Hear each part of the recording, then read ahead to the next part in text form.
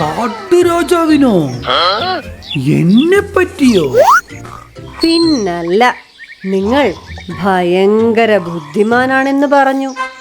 നിങ്ങളെ കണ്ടാൽ നേരിട്ട് കൂട്ടിക്കൊണ്ടുവരാനും പറഞ്ഞിരുന്നു. നമുക്ക് കാട്ടുരാജാവിനെ കാണാൻ പോയാലോ?